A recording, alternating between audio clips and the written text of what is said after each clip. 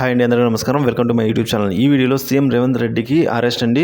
So పక్కా ఆధారాలతో సహా అయితే అంటున్నారు. సో ఆ వివరాలు అయితే ఈ వీడియో తెలుసుకుందాం. వీడియో అయితే ఎక్కడ స్కిప్ చేయకుండా ఎండ్ వరకు అయితే చూసేయండి. అప్పుడే ఇన్ఫర్మేషన్ పూర్తిగా అర్థమవుతుంది. వీడియోలో లైక్ చేయండి. ఇంకా సబ్స్క్రైబ్ చేసుకున్నట్లయితే మన ఛానల్ సబ్స్క్రైబ్ చేసుకోవడం ద్వారా నేను చేసే ప్రతి ఒక్క వీడియో మీ వరకు అయితే రీచ్ అవుతుంది. ఇంకా వివరాలు చూసుకున్నట్లయితే ఓటుకు నోటు కేసులో చంద్రబాబు రేవంత్లకు అయితే శిక్ష తప్పదు అని అంటున్నారండి ఆళ్ళ రామకృష్ణారెడ్డి.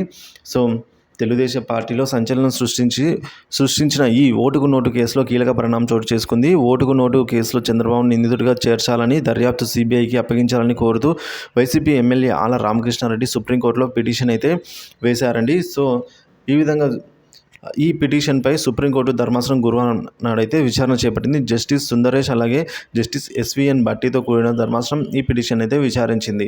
విచారణను జూలై 24వ తేదీకి అయితే వాయిదా వేసిందండి. సో సుప్రీంకోర్టు వేసవి సెలవుల అనంతరం కేసు విచారణ చేపడతామని జస్టిస్ ఎంఎం సుందరేష్ అలాగే జస్టిస్ ఎస్విఎన్ భట్టిల ధర్మాసనం తెలిపింది. సో ఈ నేపథ్యంలో ఈ కేసు సంబంధించిన వైసీపీ ఎమ్మెల్యే ఆళ్ళ రామకృష్ణారెడ్డి మీడియాతో మాట్లాడుతూ రాబోయే రోజుల్లో చంద్రబాబుకు ఈ కేసులో జైలు శిక్ష తప్పక మానదు. సో చంద్రబాబు మరియు రేవంత్ కుమ్మక్కయ్యారని, ఓటుకు నోటు కేసు సంబంధించి ఇక ఒక 5 కోట్ల రూపాయలు అయితే ఒక ఓటుకు బేరం చేసుకుని 50 లక్షలు అడ్వాన్స్గా ఇస్తూ ప్రచారం చేస్తానని ఆ మీడియా ముందర అందరికీ తెలుసుని బహిరంగంగానే ఈ విధంగా ఆడియో మరియు వీడియో రూపంలో అడ్డంగా పట్టుబడ్డారని అయితే అన్నారు. సో చంద్రబాబు నాయుడు శిక్ష అలాగే రేవంత్ రెడ్డికి శిక్ష తప్పదని అయితే అంటున్నారు. అన్ని సాక్ష్యాలు ఉన్న ఈ కేసు ముందుకు పోకపోవడానికి గల కారణం చంద్రబాబు వ్యవస్థలను మేనేజ్ చేయడమేనైతే ఆళ్ళ రామకృష్ణ ఆరోపించారండి.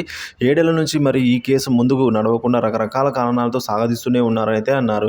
సుప్రీంకోర్టు జూలై 24కు చివరి అవకాశం ఇచ్చిందని, ఆపై ఆ కేసు వాయిదాలైతే ఇక ఉండబోవని విషయాన్ని ఆళ్ళ రామకృష్ణారెడ్డి గుర్తు చేశారు. ఈ క్రమంలో రేవంత్ రెడ్డి మరియు బాబులకైతే కష్టాలు తప్పవని అయితే చెప్పుకొచ్చారు.